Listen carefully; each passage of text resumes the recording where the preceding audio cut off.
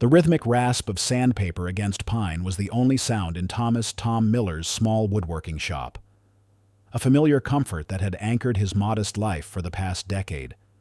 Sawdust, fine and golden, shimmered in the shafts of sunlight slicing through the grimy windows of his workshop, located behind his humble two-story home in the quiet town of Willow Creek, Michigan. At 30 years old, Tom was a man built more of quiet strength than flashy ambition. His hands, perpetually stained with wood resin, were skilled and gentle, coaxing beauty from raw timber. His face, usually set in a thoughtful, kind expression, held the quiet dignity of a man content with his lot, a loving wife, Sarah, and a bright-eyed, curious daughter, Lily, who often brought him half-eaten apples and crayon drawings in the shop. Their life in Willow Creek was simple, almost idyllic. Sarah worked as a beloved kindergarten teacher at the local elementary school, her days filled with the laughter of children. Lily, just 7, was the sunshine of their existence, her innocent joy a constant reminder of the purity in the world. They lived in a comfortable, if unpretentious, house, their evenings filled with the comforting rituals of family life, shared meals around a well-worn kitchen table, Lily's bedtime stories, and the quiet camaraderie of two people deeply in love. Tom believed in the inherent goodness of people, in the fairness of the system, and in the quiet justice that, he felt, always found its way to the surface. He was a man without enemies, a pillar of his small community, known for his honesty and his steady hands. One of Tom's lesser-known habits, a quiet act of philanthropy he never spoke of, was his regular contribution to the Willow Creek Youth Scholarship Fund. Every month, a small but consistent portion of his woodworking earnings money that could have gone towards home improvements or a new truck was quietly transferred to the fund. It was a humble gesture, born from his own challenging upbringing, a way to ensure other children had opportunities he himself had almost missed. He didn't seek recognition. The quiet satisfaction of knowing he was helping young minds flourish was reward enough. This consistent, selfless act of generosity, a silent testament to his profound kindness, was Tom's save the cat moment, subtly revealing the deep well of compassion beneath his quiet exterior, a goodness that would make his eventual plight all the more sympathetic. Tom had a past, however, that was largely unknown to the people of Willow Creek, and even to Sarah, in its full complexity. He was an orphan, raised in a series of foster homes after his parents died in a car accident when he was very young. He had no memory of his birth family, save for fleeting, almost dreamlike images of a grand house and a stern, aristocratic man he vaguely recalled as his grandfather. What he didn't know, and what remained a dark, hidden secret, was that he was the biological grandson of the late industrialist Arthur Croft, founder of Croft Industries, a sprawling manufacturing empire. After his parents' death, a powerful, estranged uncle, Samuel Blackwood, had orchestrated Tom's disappearance into the foster system to secure his own claim to the vast Croft fortune, manipulating legal documents and spreading false rumors about Tom's parents' dubious character. A small, forgotten detail existed: a second, hidden will, drafted by Arthur Croft years before his death, leaving a substantial portion of his estate, including a valuable, antique pocket watch, to his beloved grandson, Thomas. This will had been carefully concealed, then presumed lost, by Samuel Blackwood. Tom, the quiet carpenter, was unknowingly a prince in exile, a fact that would soon catapult him into a nightmare of injustice. The town of Willow Creek, with its tree-lined streets and close-knit community, prided itself on its peaceful existence. Crime was rare. Disputes were often settled over coffee at the local diner, and everyone knew everyone else's business, usually with benign intent. This deep-rooted sense of security and familiarity would soon make the impending storm of false accusation all the more shocking, all the more profoundly disturbing to its unsuspecting residents. One Tuesday morning, as Tom was putting the finishing touches on a custom-made rocking horse for a neighbor's grandchild, a sharp knock echoed through his workshop. He wiped his hands on his apron, expecting a delivery or a friendly chat. Instead, He found two men in dark suits, their faces grim, standing beside a black unmarked sedan. They were detectives from the state police, their presence immediately bringing a chill to the warm, sawdust-scented air. Thomas Miller, the lead detective, a burly man named Detective Harding, asked, his voice flat. "Yes, that's me," Tom replied, his brow furrowed in confusion. "Thomas Miller, you're under arrest for the murder of Richard Croft." The words hit Tom like a physical blow, stealing the air from his lungs. Richard Croft. The name was vaguely familiar, a wealthy industrialist from Detroit, a man whose face sometimes appeared in financial news, but someone Tom had never met. Murder. It was a ludicrous, impossible accusation. He stared at the detectives, his mind reeling, desperately searching for a rational explanation. It had to be a mistake. A terrible, horrifying mistake. His quiet life in Willow Creek, his family, his very existence, were about to be shattered, irrevocably and violently, by the cruel, unseen hand of a conspiracy he was utterly oblivious to. The scent of Tom Miller's woodworking shop pine, cedar, and warm sawdust still clung faintly to his clothes as the reality of his arrest slammed into him. The handcuffs, cold and unyielding, chafed his wrists, a stark physical manifestation of the nightmare unfolding around him. He was no longer Tom Miller, the beloved carpenter of Willow Creek. He was a suspect, a name on a police blotter, accused of a heinous crime he couldn't even begin to comprehend. The small-town tranquility he cherished had been brutally shattered, replaced by the harsh glare of police lights and the relentless questions of Detective Harding and his partner. Richard Croft, Mr. Miller, wealthy industrialist, found dead in his Detroit mansion last night. Brutal murder. And your fingerprints were found all over the scene, including on the murder weapon.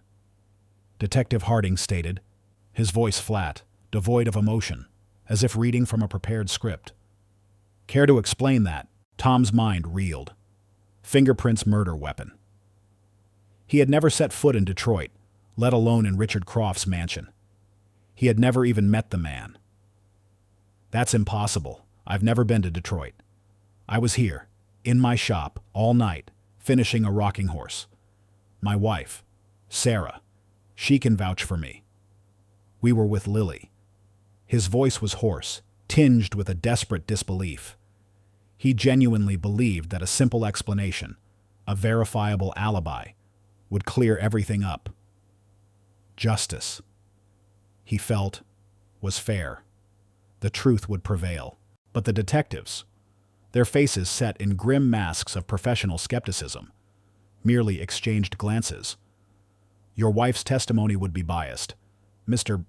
Miller, and we have an eyewitness placing you near Croft's estate. Someone saw a man matching your description fleeing the scene. Tom felt a cold dread creep into his stomach. An eyewitness. He was a simple carpenter, not a man who commanded enemies or inspired false accusations. Yet, the evidence against him seemed to mount with terrifying speed.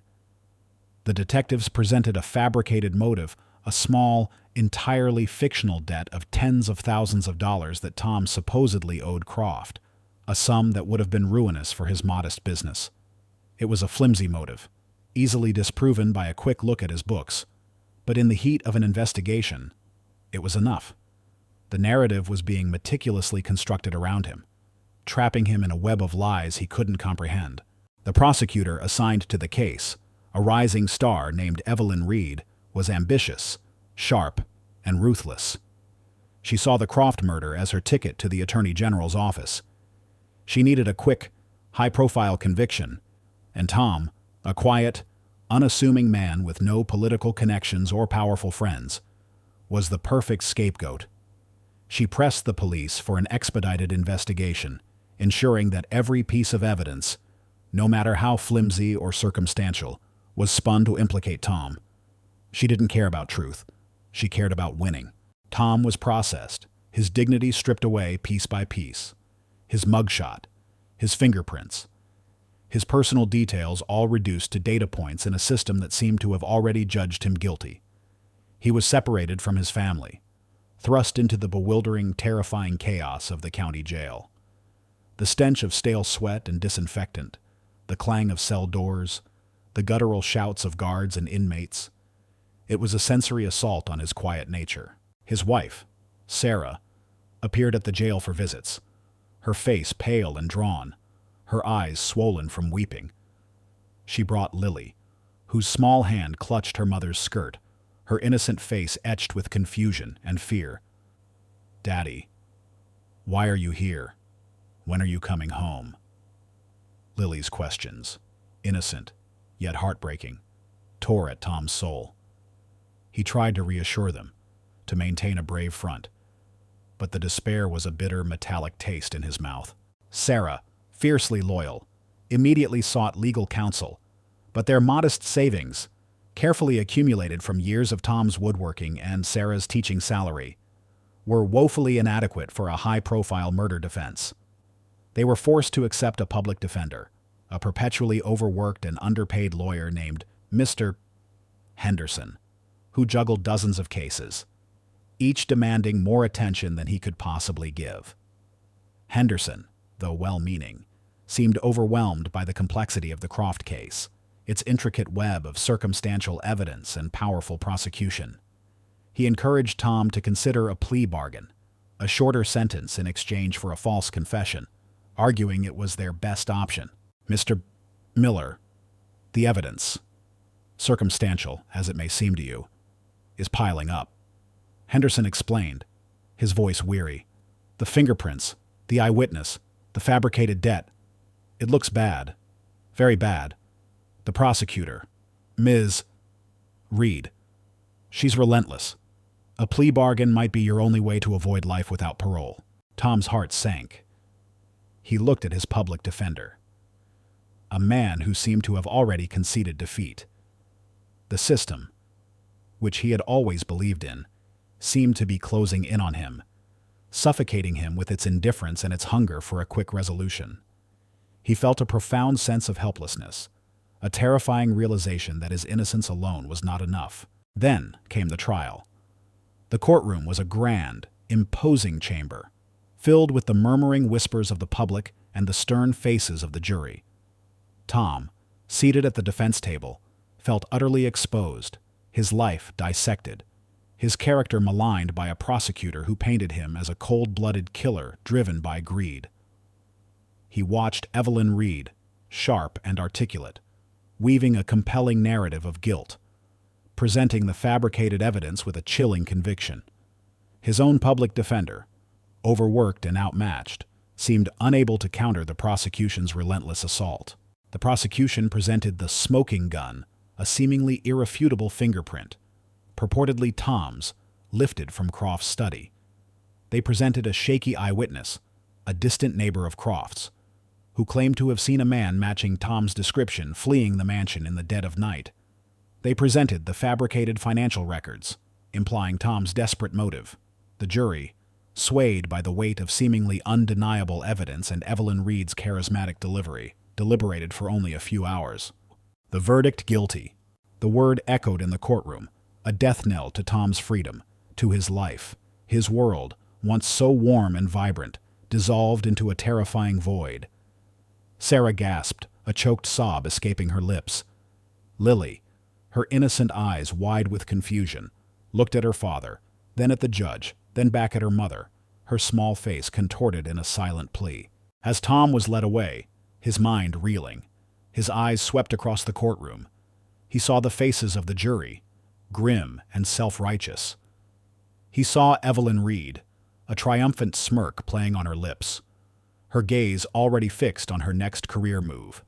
And then, in the back row, almost hidden in the shadows, he saw him, Samuel Blackwood, Tom's estranged uncle, a man he hadn't seen in decades, a man he barely remembered.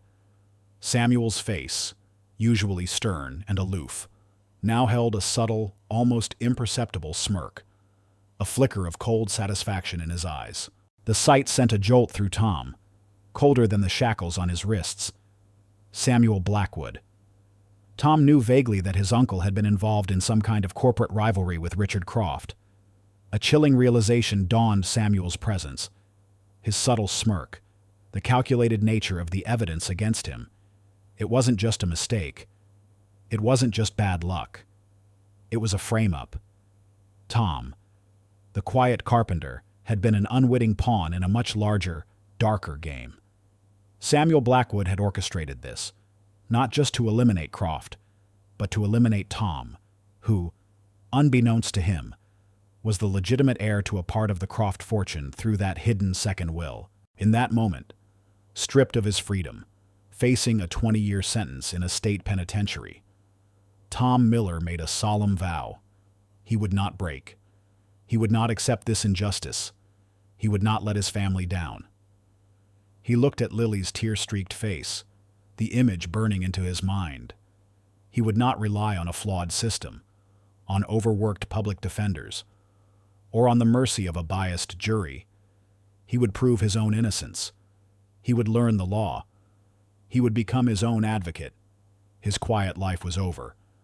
His fight for justice had just begun, a long, arduous journey of 2 decades.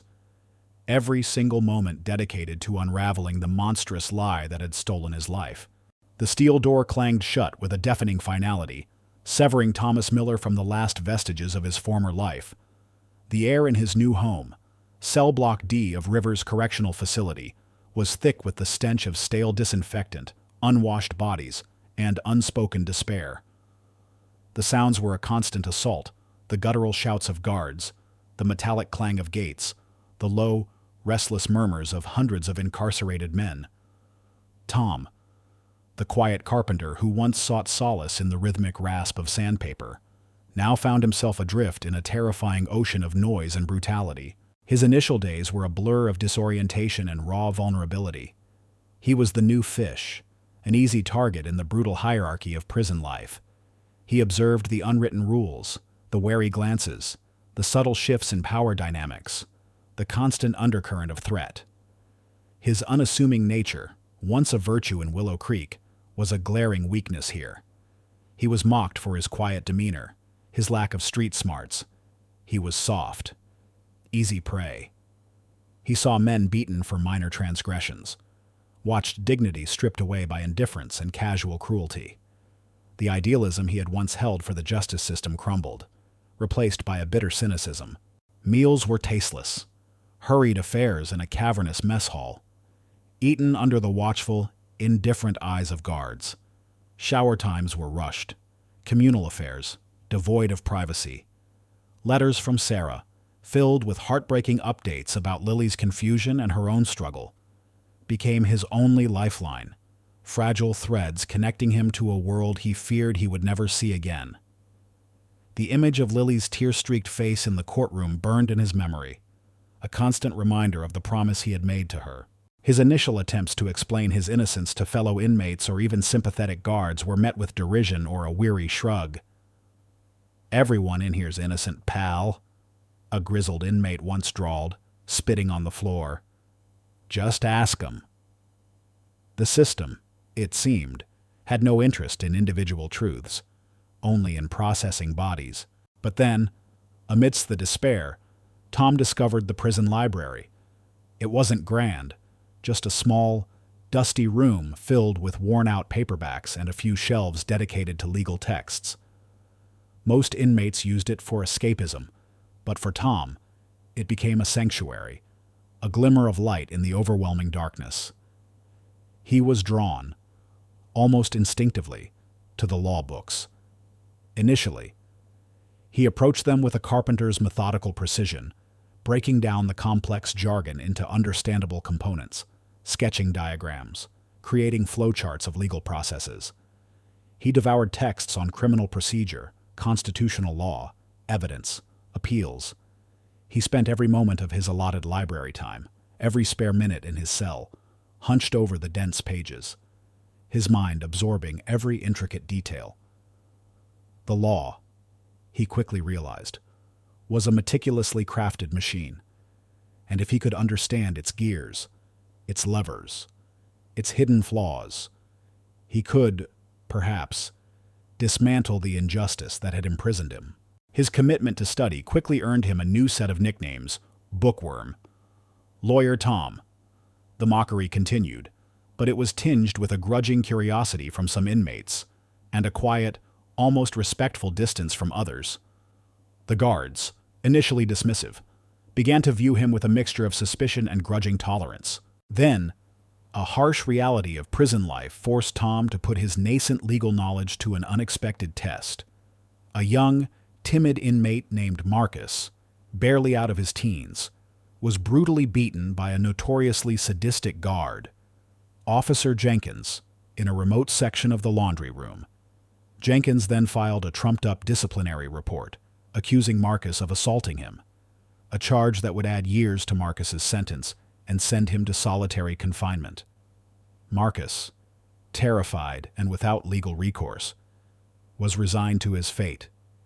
His public defender, notified of the disciplinary hearing, merely advised Marcus to plead guilty for leniency, a common, expedient solution. Tom, witnessing Marcus's despair, felt a familiar surge of injustice. He couldn't stand by.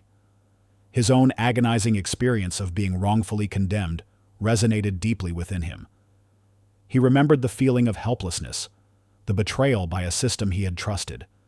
He had to act.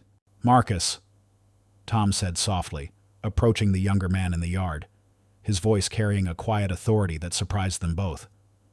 "Don't plead guilty. I can help you. Tell me exactly what happened. Every detail." Marcus, bewildered, looked at Tom with wary eyes. "What can you do?" "Tom, they'll just railroad me." Jenkins has got the guards wrapped around his finger. Over the next few days, Tom meticulously interviewed Marcus, extracting every single detail: the exact time of the beating, the specific location, the lack of witnesses, the type of injuries Marcus sustained.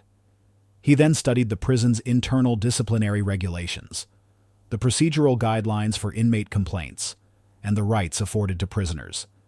He found subtle inconsistencies in Jenkins's report, discrepancies in the timeline, and a blatant violation of Marcus's right to an immediate medical examination.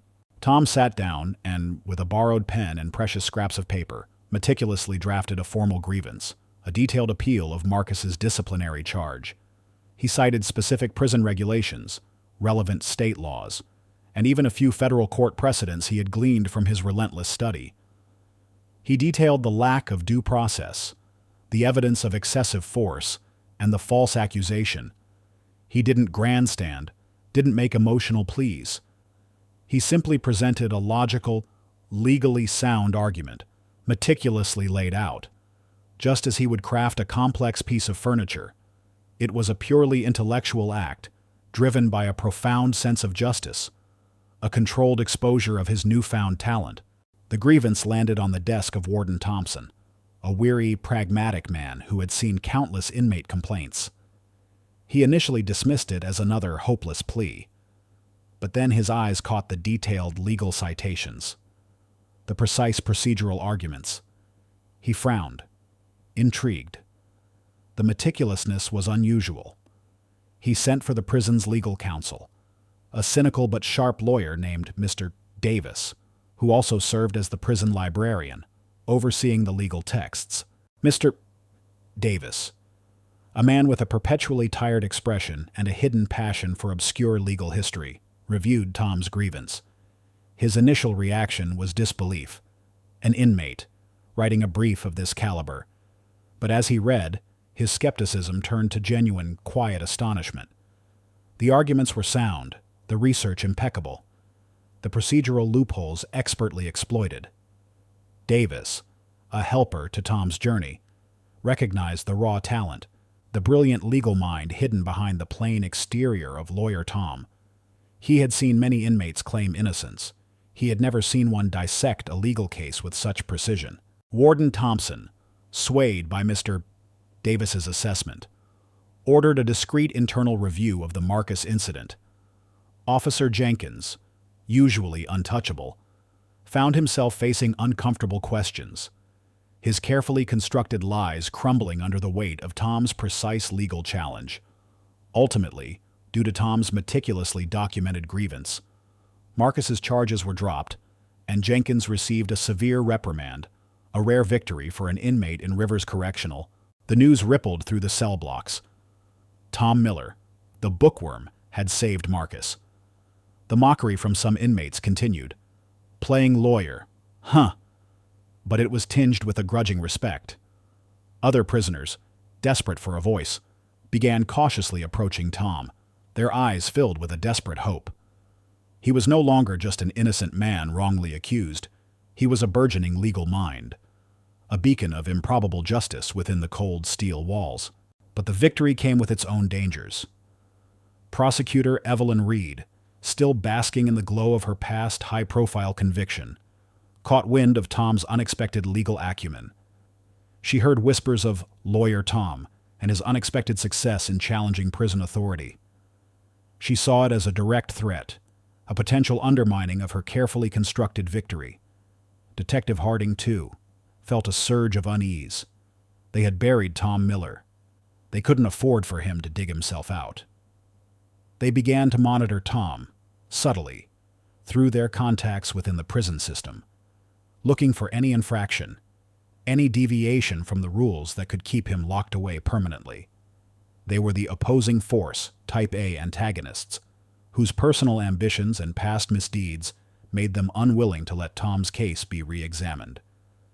They would ensure he never saw a courtroom again outside of prison walls. Tom felt their unseen pressure, a subtle tightening of the screws. His access to the legal library became more restricted, his mail sometimes delayed. He knew they were watching him, waiting for him to slip. But the taste of victory, the profound satisfaction of having helped Marcus, only strengthened his resolve. He wasn't just fighting for himself anymore. He was fighting for every innocent person trapped by a flawed system. He would delve deeper into the intricate maze of law, not just to prove Marcus's innocence, but to meticulously unravel the monstrous lie that had stolen 20 years of his own life. The gauntlet had been thrown. The victory in Marcus's case, though confined to the walls of Rivers Correctional, sent a jolt of determination through Thomas Miller. It was a tangible proof of concept the law, meticulously studied and wielded with precision, could cut through injustice. But it also brought a chilling realization of the formidable forces arrayed against him. The subtle tightening of restrictions on his library access, the occasional misplaced legal texts, the increased scrutiny from certain guards. These were not random inconveniences. They were clear signals from Prosecutor Evelyn Reed and Detective Harding, reminders that his freedom was not just inconvenient, but a direct threat to their past conviction, their careers, and the deeper conspiracy he was only beginning to glimpse. The prison library, once his sanctuary, now became his symbolic battleground.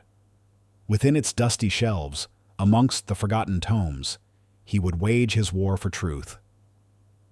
He dove deeper into his legal studies, transforming his methodical carpentry skills into an almost obsessive precision for legal analysis. He wasn't just reading, he was dissecting, cross-referencing, memorizing entire sections of the penal code, case precedents, and procedural guidelines. His small cell, Spartan and cold, became his legal laboratory. He filled countless notebooks with neat, precise handwriting, mapping out the intricate web of legal arguments, anticipating every possible counterargument, every loophole the prosecution might exploit. He learned the nuances of forensic evidence, the chain of custody protocols, the subtle ways evidence could be mishandled or, more chillingly, fabricated. His relentless focus, however, came at a cost. The isolation deepened. Most inmates, while respecting his legal prowess, found his obsessive pursuit of justice bewildering. He rarely participated in yard games or mess hall chatter, his mind constantly engaged in legal hypotheticals, dissecting his own case from every conceivable angle. He was a man consumed by his mission, a solitary figure navigating the complex maze of statutes, driven by an unshakable belief in his innocence. Through years of painstaking research, he began to unearth the hidden cracks in his own conviction. He found a subtle, yet critical, inconsistency in the original forensic report, a peculiar, unidentified fiber found at the crime scene, initially dismissed as contamination. That didn't match anything in Croft's mansion or any known clothing of Tom's. His deep dive into police procedural manuals also revealed a gaping flaw in the evidence handling a specific protocol for fingerprint analysis from unusual surfaces, which had been overlooked or intentionally bypassed in his case. This oversight, coupled with his growing suspicion that the fingerprint evidence against him had been planted, solidified his conviction that he had been framed. The unseen hand of his family's betrayal, that fleeting glimpse of Samuel Blackwood's smirk in the courtroom, began to take a more defined shape. Tom meticulously researched Richard Croft's business dealings, his vast financial empire, and, most importantly, any disputes he might have had. He discovered Croft's bitter, long-standing rivalry with Samuel Blackwood, a rivalry that had escalated in the months leading up to Croft's murder. He unearthed obscure financial documents and old news clippings that hinted at Croft's attempts to transfer significant assets, potentially through a hidden trust, to an unnamed beneficiary, a detail that piqued Tom's suspicion. Could he be that beneficiary? Was his supposed motive for murder a carefully constructed lie to cover a deeper, far more insidious plot? The physical isolation within the prison walls was compounded by the psychological warfare waged by his unseen adversaries. Whispers from outside sources, hinting at Daniel's continued legal pursuits, reached Evelyn Reed and Detective Harding. They subtly tightened the screws. Tom's requests for specific legal texts were often lost or delayed. His visitation privileges were occasionally curtailed, cutting off contact with Sarah and Lily, leaving him with a gnawing fear that he was losing his connection to them. He knew these were deliberate tactics, designed to break his spirit, to starve him of the resources he needed to fight back. He also occasionally received veiled threats. Anonymous notes slipped under his cell door, warning him to drop it or face unpleasant consequences. Subtle reminders that Samuel Blackwood's reach extended even into the prison. The pressure mounted not just from the outside, but from within his own family. Sarah, struggling to raise Lily alone, faced mounting financial difficulties and the relentless emotional toll of her husband's wrongful imprisonment. Lily, now a bright but somber teenager, carried the unspoken burden of her father's absence, her innocence slowly being chipped away by the harsh realities of their life. Tom received a heartbreaking letter from Sarah detailing Lily's recent health issues, a complex, expensive medical condition that required specialized treatment, putting immense strain on their already meager finances. The thought of Lily's suffering, of her childhood dreams being crushed by his unjust incarceration, ignited a fierce fire within him. He had to get out. He had to clear his name, not just for justice, but for his family, for Lily's future. The approaching deadline was not legal, but personal. Lily's medical condition was worsening, and the family was struggling to afford the escalating costs of her treatment. He needed to be free, not just to prove his innocence, but to provide for his family. He had been denied parole countless times, his claims of innocence dismissed as a predictable ploy by a convicted killer. He knew his only path out was to prove his innocence in court, to shatter the conviction that held him captive. The years spent within these walls, the countless hours poring over legal texts, had transformed him from a meek carpenter into a formidable legal mind. The time for passive learning was over. The time for action was upon him, one particularly bleak winter night, as the cold wind howled outside his cell. Tom stumbled upon a forgotten case file in the prison library's restricted section, marked Archived Criminal Cases, pre-2000. It was a file detailing a similar murder from 25 years prior. A case in a neighboring county, seemingly unrelated. As he read through the dusty pages, his meticulous eye caught a crucial detail. The victim in that old case had also been a wealthy businessman, and the circumstances of the murder bore a chilling resemblance to Croft's, including a similar method of entry and, most strikingly, an identical, unique ligature mark on the victim's wrist. The details of the original forensic report even mentioned an unidentified fiber, strangely similar to the one dismissed in his own case. And the primary suspect in that old, cold case, a shadowy figure with a history of corporate espionage, whose name was vaguely familiar. A name that, upon deeper research, was linked to Samuel Blackwood. Tom's heart pounded. This wasn't just about his case. It was about a pattern, a meticulous criminal, covered by a powerful benefactor. The realization was a devastating blow. Yet it also filled him with a surge of renewed purpose. He had not only found a path to his own freedom, but a way to expose a serial killer, a hidden monster operating in the shadows for decades. The pressure to act, to find undeniable proof before Lily's condition worsened, before the trail of evidence grew colder, was now a suffocating weight. He would become the architect of his own liberation, navigating the treacherous maze of the justice system, armed only with his intellect and an unshakable belief in the truth. The revelation of the cold case, eerily similar to his own, jolted Thomas Miller with a surge of cold fury and renewed purpose. The image of Samuel Blackwood's smirk, seen from the courtroom's back row 20 years ago, now burned with the clarity of undeniable malice. This wasn't just a wrongful conviction. It was a meticulously orchestrated scheme of betrayal and murder, spanning decades, designed not only to secure a fortune, but to eliminate anyone who stood in Samuel's way. The prison library, once his refuge, became a hunting ground, its dusty shelves hiding the keys to his past and his future. Tom delved deeper into the archived case file, his mind, sharpened by 2 decades of legal study, dissecting every detail.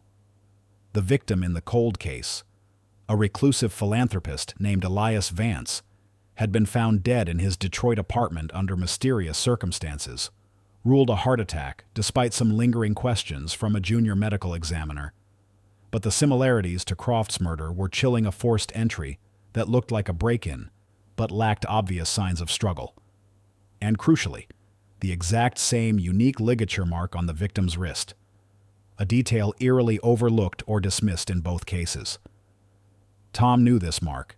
It was the signature of a meticulous killer, and the lead investigator on the Vance case, a young Detective Harding, the same detective who had arrested Tom. The web of deceit stretched back further and implicated more. He meticulously cross-referenced the 2 cases, drawing connections that only his unique perspective, that of a victim, a scholar, and a relentless truth-seeker, could perceive. He discovered that Vance and Croft, seemingly unconnected, had been rivals in the cutthroat world of corporate takeovers, both having crossed paths with Samuel Blackwood in the years leading up to their deaths. This wasn't just about the Croft fortune. It was about Samuel systematically eliminating rivals and inconvenient heirs to build his own empire. The most elusive piece of evidence, Tom realized, was the lost second will of Arthur Croft, the one that designated him, Thomas Miller, as the true heir. He had only vague memories of his grandfather, but the idea of a hidden inheritance, a motive for Samuel's machinations, resonated with terrifying clarity. He scoured legal texts on probate fraud, on lost wills, on the intricate dance of inheritance law. He knew such a document, if it existed, would be meticulously hidden, its existence denied. His efforts did not go unnoticed. Warden Thompson, though generally fair, was under pressure from higher-ups, subtle calls from state prosecutor offices and even the governor's mansion, all nudging him to manage Tom Miller. His access to the library became increasingly restricted, his requests for specific legal texts often lost in transit. He was subtly threatened, his parole eligibility mysteriously vanishing if he continued his frivolous appeals. The unspoken message was clear: stay quiet, or stay here forever. Lily's worsening medical condition, a constant, agonizing reminder of the dwindling time, pushed him harder. One sweltering summer afternoon, as the air in Rivers Correctional hung thick with humidity, Tom found himself poring over a microfiche of old property records in the library's dusty archive. Most inmates avoided this section, preferring the fiction aisle. But Tom, with his carpenter's eye for detail, had always been drawn to the precision of old deeds. He found it a small, almost illegible handwritten annotation on a property transfer document from the Croft estate, dating back to a year before Richard Croft's murder. It referred to a second trust deed held by attorney Elias Vance, per original instruction. Elias Vance, not the murdered philanthropist, but a seemingly obscure attorney from a small, regional firm, long since defunct. It was a fleeting detail, easily missed, yet it ignited a spark in Tom's mind. Then came the breathless moment. He remembered a fleeting piece of gossip he'd overheard from a new elderly inmate, a retired lawyer who had served time for tax evasion, who sometimes shared tidbits of legal lore. The lawyer had once grumbled about a notoriously secretive old attorney named Elias Vance, who had handled some shady trust work for powerful families in Michigan decades ago. This Vance, the lawyer had implied, had a reputation for hiding sensitive documents in incredibly obscure places, sometimes within the very structure of the buildings he worked in. Tom's heart hammered.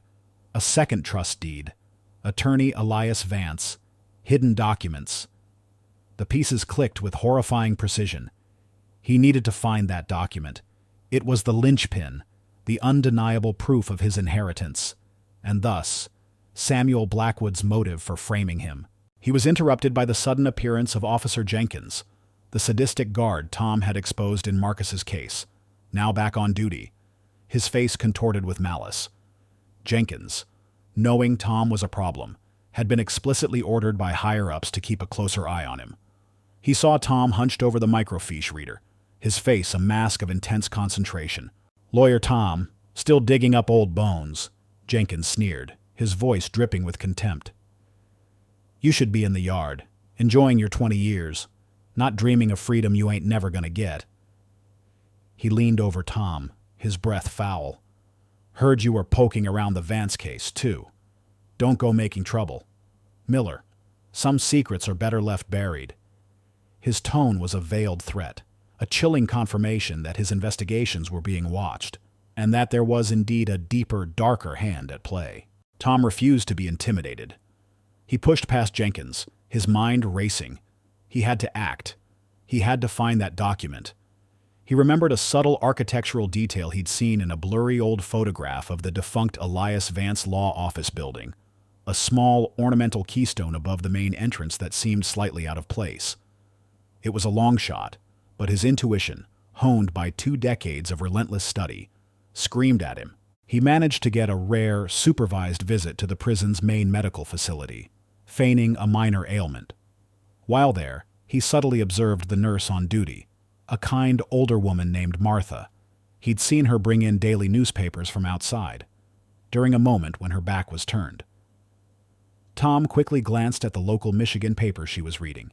His eyes darted to the legal notices section, and there it was, a small, innocuous notice about the upcoming demolition of the old Elias Vance Law Office building in Detroit, scheduled for the following week.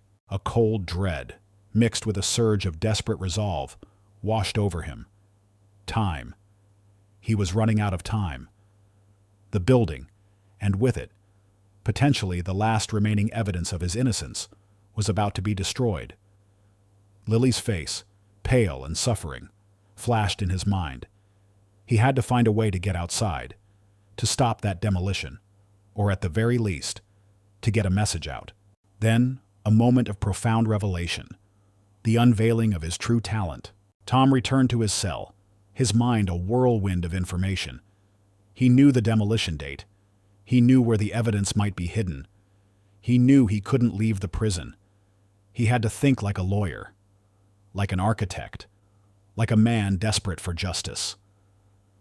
He thought of all the legal precedents he had memorized, the obscure loopholes he had studied. His eyes fell on a dusty, rarely used volume in his cell, a book on construction law and historical preservation easements. He began to draft a legal motion, not for his own appeal, not yet, but a temporary injunction.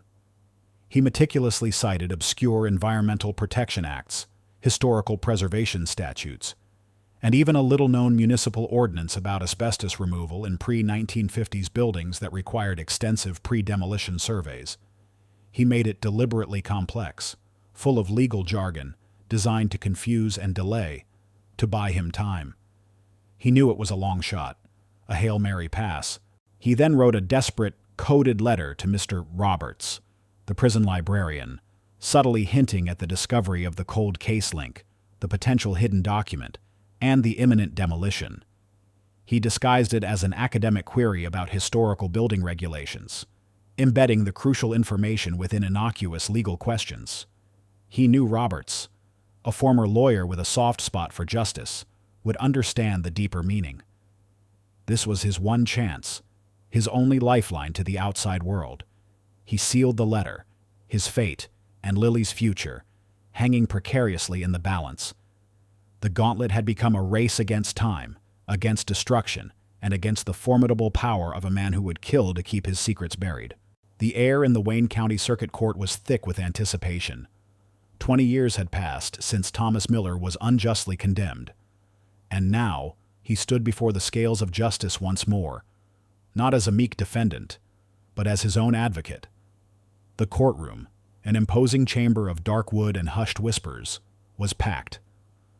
Reporters from Detroit and beyond jockeyed for position, sensing the seismic shift in a story long thought closed.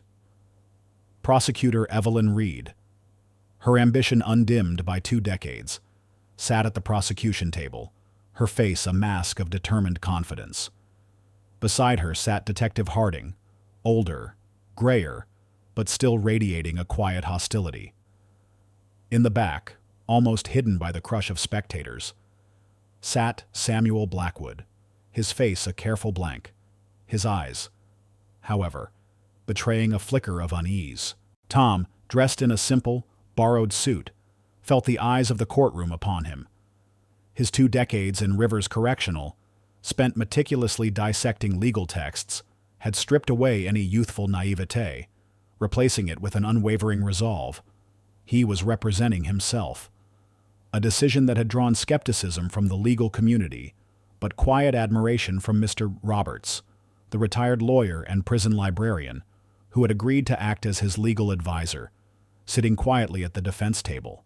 The judge, a stern but fair-minded woman named Judge Eleanor Davies, looked at Tom, her expression unreadable.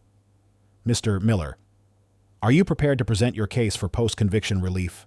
"Yes, Your Honor," Tom replied, his voice clear, calm, and resonant, utterly unlike the terrified whisper of 20 years ago. "I am prepared to prove my innocence, not just through new evidence, but by exposing the true architect of Richard Croft's murder." He began by dissecting the original trial. He meticulously cross-examined the state's initial forensic expert, guiding him through the original report on the unidentified fiber found at the crime scene. Tom, armed with 2 decades of self-taught forensic knowledge, cited obscure academic papers and recent advancements in fiber analysis, revealing that the fiber, originally dismissed as contamination, was a rare synthetic polymer used only in high-end industrial carpeting, a type found exclusively in the offices of Samuel Blackwood's corporate headquarters. The expert, flustered, conceded the possibility, a tiny crack appearing in the prosecution's seemingly impenetrable wall. Next, he called Detective Harding. Tom's questions were precise, surgical, designed to expose procedural flaws. He grilled Harding on the chain of custody for the smoking gun fingerprint evidence, citing specific police manual regulations that Harding's team had demonstrably violated. He pointed to discrepancies in the original evidence log, subtle errors in the documentation, which, compounded by Harding's increasingly flustered and evasive answers, cast a dark shadow over the integrity of the original investigation. Harding, his face paling, found himself trapped by Tom's encyclopedic knowledge of police procedure. "Detective Harding," Tom pressed, his voice unwavering, "isn't it true that proper protocol for a print found on a delicate surface like a silver letter opener requires immediate on-site dusting by a certified technician, not rough handling by a detective without gloves?" Harding stammered. "Well, circumstances were difficult. Difficult enough to compromise the integrity of key evidence?" Tom asked, his gaze piercing. "Difficult enough to allow for the planting of evidence?" A gasp rippled through the gallery. Evelyn Reed objected, but the judge overruled it. The prosecution tried to dismiss Tom as a clever inmate, twisting facts. Evelyn Reed, sharp and aggressive, launched into a blistering cross-examination, attempting to portray Tom as a manipulative criminal who had simply studied the rulebook to escape justice, a man undeserving of a second chance.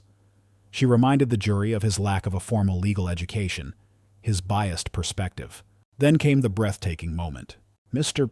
Miller," Evelyn Reed sneered, her voice dripping with disdain. "You've spent 20 years in a prison library. You're an amateur, a carpenter playing lawyer. How could you, a man convicted of murder, possibly possess the insight to uncover a conspiracy that veteran detectives and experienced prosecutors supposedly missed?" She paused for dramatic effect, confident she had delivered a fatal blow. "Isn't it true that your claims are merely desperate fabrications? The last gasp of a guilty man." The courtroom held its breath. It was the crucial moment, the test of Tom's credibility against the immense weight of the state's authority. Arthur felt a surge of cold dread, fearing Tom might falter. But Tom met her gaze, his eyes shining with a fierce, quiet intensity. He had anticipated this. "Ms. Reed," he began, his voice calm, cutting through her condescension. "I have indeed spent 20 years studying law, not for a degree, but for my life. And in that time, I learned something crucial that you, with all your experience, seem to have forgotten. True justice isn't about winning convictions. It's about finding the truth, no matter how inconvenient it may be." He then pulled out his final piece of evidence. It wasn't a complex legal brief, but something far more personal and damning. "Your Honor, I call Samuel Blackwood to the stand." Samuel Blackwood, pale and visibly unnerved, reluctantly took the witness stand. Tom approached him, his demeanor cool, professional. "Mr. Blackwood," Tom began, "you were a rival of Richard Croft. Is that correct?" Samuel, sweating, mumbled a confirmation. "And isn't it true?" Tom pressed, his voice gaining power.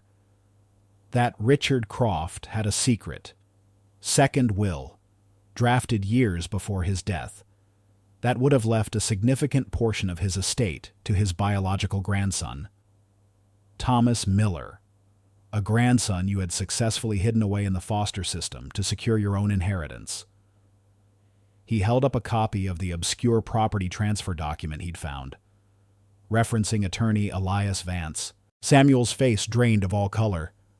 He stammered, That's slander. There was no other will." "Oh, but there was," Tom stated, his gaze unblinking. "A will meticulously crafted by a reclusive attorney named Elias Vance. A will that was recently found in his old law office, just days before its scheduled demolition." He then held up a small, sealed, plastic bag. Inside, gleaming under the courtroom lights, was an antique pocket watch. This watch, Mr. Blackwood, was explicitly mentioned in that second will, as a personal gift from Arthur Croft to his grandson. It bears an inscription on the back, "To Thomas, my true heir, A.C." The same initials as my grandfather, Arthur Croft. He presented a recent DNA analysis report, obtained with Mr. Roberts's discreet assistance, proving the blood found on the watch, dismissed as contamination in the original report, was indeed Samuel Blackwood's, not Tom's. This was the true murder weapon's mark. The killer's blood. The courtroom erupted. Samuel Blackwood's eyes widened in raw terror. He saw his carefully constructed empire of lies crumbling around him. He lunged from the witness stand, screaming, "He's lying. It's a trick." His composure shattered, revealing the desperate, cornered killer beneath. Guards immediately moved to restrain him. The climax was breathtaking. As Samuel was being wrestled to the ground, Tom, with a quiet, devastating finality, made his closing statement. "Ladies and gentlemen of the jury, I ask you to consider the overwhelming weight of evidence, a meticulous plan to frame an innocent man for a murder, not just for a petty debt, but to secure a vast, hidden inheritance, a plan that stretched back decades, silencing rivals, hiding heirs. I ask you to look not at the surface, not at the convenient narrative of a quick conviction, but at the truth, the intricate, painstaking truth that I, a wrongly accused carpenter, learned to uncover within the cold steel of a prison library, driven by an unshakable belief in justice and the unwavering love for a family I was torn from. He pointed to the original police report, then to his own detailed notes. My innocence is not just a claim, it is a meticulously documented fact, and the true criminal sits before you now. The jury, their faces transformed from initial skepticism to profound awe, deliberated for less than an hour. The verdict, when it came, resonated through the courtroom with the power of thunder. Not guilty. A collective gasp, then a wave of cheers, erupted from the gallery. Sarah, tears streaming down her face, rushed forward, embracing Tom. Lily, now a young woman, tall and strong, clutched her father, her face radiant with relief and profound pride. The veteran prosecutor Evelyn Reed and Detective Harding stood stunned.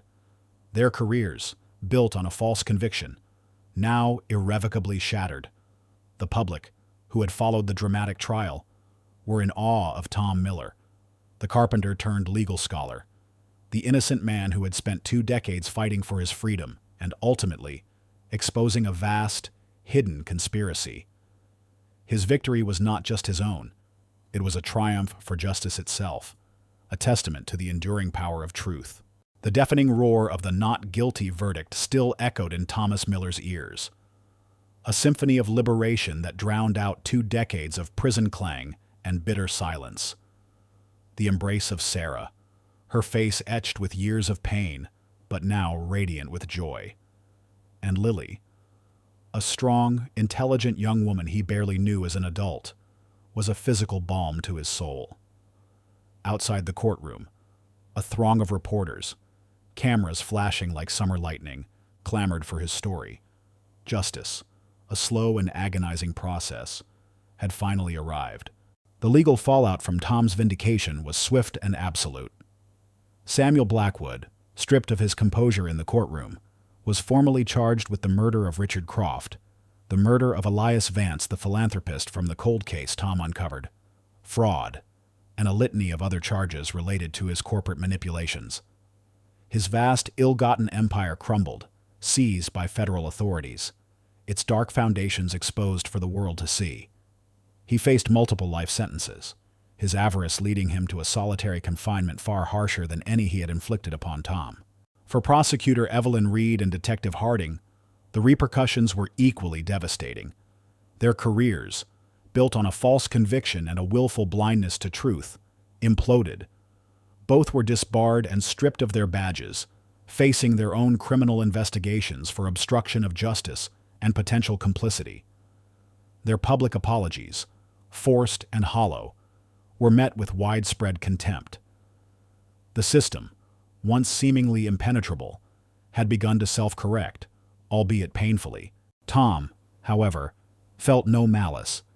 The rage and despair that had fueled his 20-year legal battle had been replaced by a profound, almost spiritual calm. He had found his truth, and in doing so, had found himself. Released from Rivers Correctional, Tom was a free man, physically but also spiritually. He and Sarah had a quiet, tearful reunion, rediscovering each other after 2 decades of enforced separation. Lily, now a brilliant 27-year-old law student, looked at him with an awe that both humbled and healed him.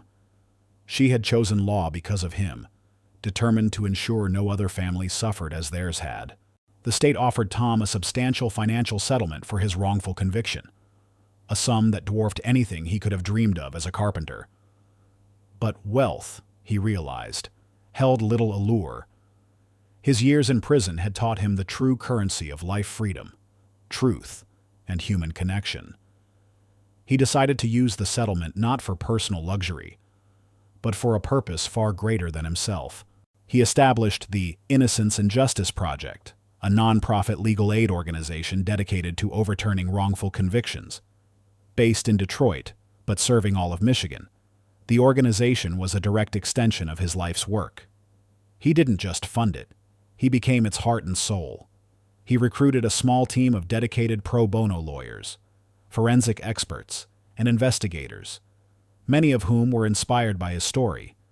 The office, though modest, hummed with a quiet determination, meticulously sifting through old case files, seeking out the forgotten voices of the incarcerated, the overlooked details that held the key to another person's freedom. Mr. Roberts, Tom's wise old mentor from the prison library, joined him as his chief legal advisor, his years of quiet observation and legal expertise proving invaluable. The impact of the Innocence and Justice Project was almost immediate. Within months, they had taken on several cases, focusing on individuals with similar profiles to Tom, those convicted on circumstantial evidence with limited legal representation. Their appeals exhausted. Tom himself, though not a licensed attorney, became the lead investigator on many cases. His unique perspective as a former inmate and self-taught legal scholar, allowing him to spot the subtle flaws and hidden agendas that others missed. He developed a reputation as a legal whisperer, a man who could see the truth hidden beneath layers of official reports and judicial indifference. One crisp autumn afternoon, Tom sat with Sarah in the small, comfortable office of the Innocence and Justice Project. Sunlight streamed through the window, illuminating dust motes dancing in the air, a stark contrast to the sterile gloom of his former cell. "It still feels surreal sometimes," Sarah murmured, her hand gently resting on his. "After all these years, knowing you're truly free, and seeing you do this, helping others." Tom smiled, a genuine, profound smile that creased the corners of his eyes. "Freedom isn't just about walking out of a cage, Sarah. It's about being able to fight for what's right, about helping those who have no voice, no hope." He looked around the office, at the stacks of case files, at the dedicated faces of his small team. "I spent 20 years behind bars, learning how the law works, not to escape, but to dismantle injustice, to make sure no one else suffers what I suffered because of a lie." He leaned back in his chair, a contemplative look in his eyes. "The system. It's a powerful machine. It can be just, but it can also be flawed, exploited. I learned that justice isn't a given. It's something you have to fight for, tirelessly. And sometimes, the most important battles are fought with a pencil and a legal textbook, by those who are willing to look closer, to dig deeper, to believe in the truth even when no one else does." "And you, my love," Sarah said, squeezing his hand, her voice thick with emotion. "You became the strongest fighter of them all. You're not just a carpenter anymore, Tom. You're an architect of justice." Tom looked out the window, at the bustling streets of Detroit, a city he had only ever known from behind bars. His life had been ripped apart by a false accusation, but from the wreckage, he had forged a new purpose, a profound legacy that extended far beyond his own personal freedom. He was no longer a victim. He was a beacon, a testament to the indomitable power of the human spirit to seek, and ultimately find, justice. 5 years had unfurled since Thomas Miller walked out of Rivers Correctional a free man, and the transformation in his life, and in the lives he touched, was nothing short of miraculous. The small Michigan town of Willow Creek, once a quiet backdrop to his suffering, now resonated with his enduring legacy. He was no longer just Tom, the carpenter, or Tom, the wrongly accused. He was a symbol of hope, a living testament to the unwavering power of truth, and a quiet legend in the hallowed halls of justice. His Innocence and Justice Project had blossomed, far exceeding his initial modest hopes. What began as a small, pro bono legal aid initiative had grown into a formidable nonprofit organization, its reputation echoing across the nation. They had successfully overturned dozens of wrongful convictions, freeing men and women who, like Tom, had been ensnared by flawed evidence, systemic biases, or deliberate malice. The office, once sparse, now buzzed with a dedicated team of lawyers, forensic specialists, and investigators, all united by a shared mission to right the wrongs of the past. Mr. Roberts, his steadfast mentor, remained by his side, his wizened legal mind a constant source of wisdom and guidance. Tom still lived a life of profound simplicity, his roots firmly planted in the quiet rhythm of Willow Creek. The grand financial settlement from the state remained largely untouched, instead serving as the bedrock for his foundation. He found his greatest joy not in material wealth, but in the profound satisfaction of restoring lives, of witnessing the tearful reunions of families, and of knowing that his own suffering had paved the way for others' liberation. His small woodworking shop, though less frequently used for custom furniture, now served as a tranquil space for contemplation. Its familiar scent of pine, a calming anchor in his busy new life. His personal life, once ravaged by injustice, was now vibrant and full. Sarah, his devoted wife, stood by him, their bond forged in the crucible of unimaginable hardship, now stronger and deeper than ever. Their shared laughter, their quiet moments of contentment, were the true treasures. And Lily, their daughter, was the crowning jewel of his redemption. She had graduated from law school with honors, her brilliance shining brightly. Drawn by her father's extraordinary journey, she had chosen to dedicate her career to the very cause he championed, becoming a tenacious and compassionate lawyer within the Innocence and Justice Project. She worked alongside him, her sharp legal mind and unwavering empathy, a formidable complement to his meticulous investigative skills. They were a force, a father-daughter duo fighting for justice, turning personal tragedy into a beacon of hope for countless others. Tom often accepted invitations to speak, not just at legal conferences, but at universities and community centers, sharing his story with packed auditoriums. His lectures, delivered with a quiet humility and profound wisdom, resonated deeply with students, inspiring a new generation of legal minds to champion ethical conduct, meticulous investigation, and unwavering commitment to justice.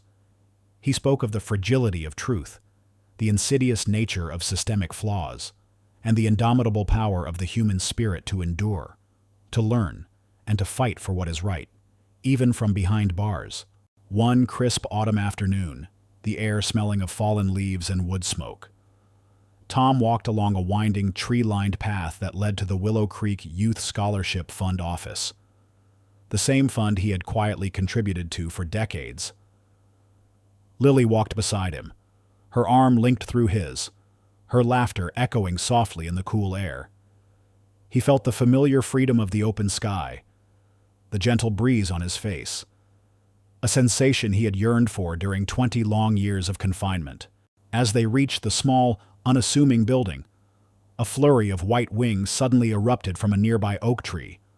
A flock of pigeons, disturbed by their presence, took flight, circling once before soaring gracefully into the clear blue sky, heading westward. Tom watched them, his gaze distant but peaceful.